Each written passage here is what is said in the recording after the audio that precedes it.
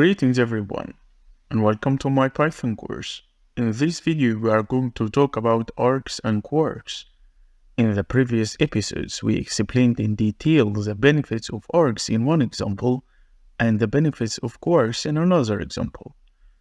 Now let's create an example that displays args and kwargs together. Let's create a function called calculate total cost.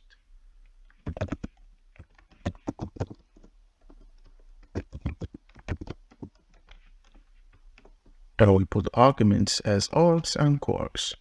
So 1 star before args and double star before kwargs. Total equals 0.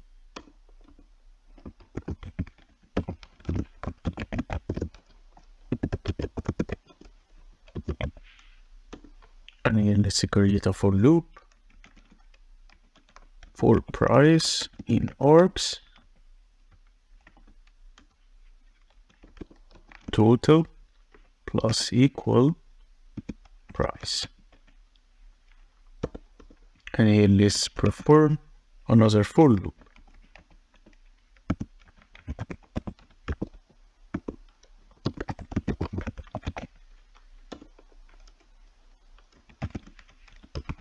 For item, discount in kwargs dot items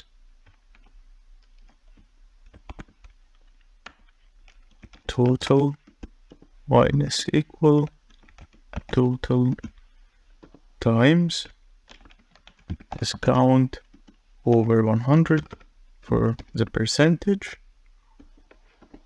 and then return total. Lastly,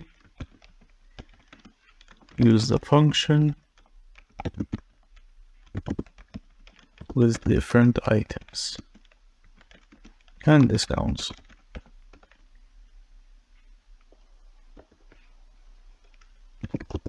Total cost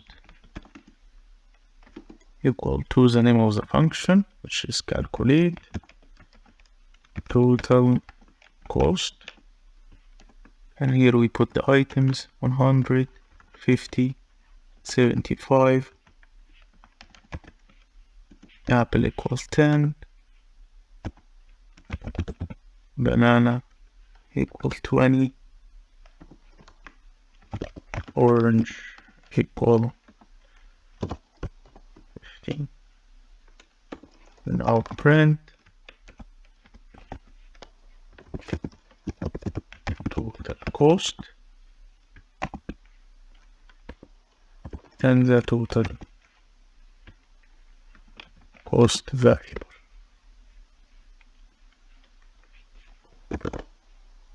As you can see, we got the total cost.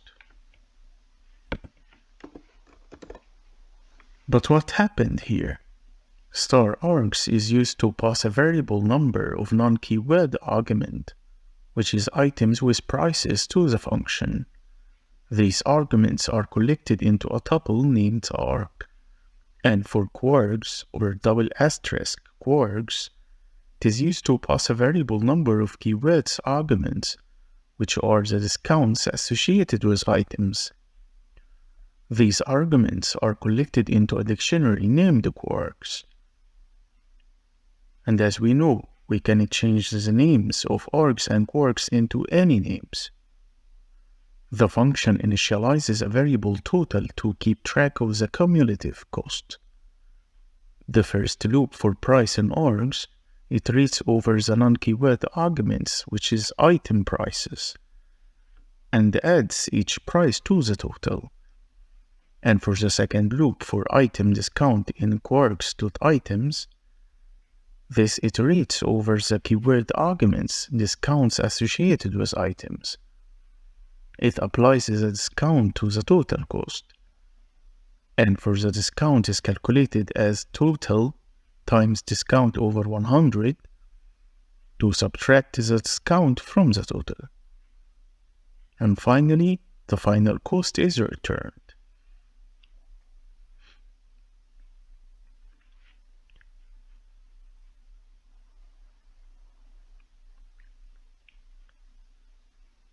we made a variable called total cost, calculates the total cost, and we give items and discounts inside.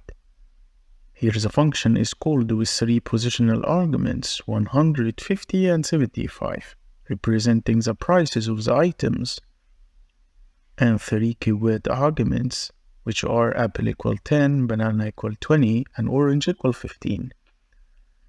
Here these numbers are representing the discounts associated with each item. So for example, if the price of apple is 100, I want to make a discount 10% discount. And for banana the price is 50, but I want to make 20% discount.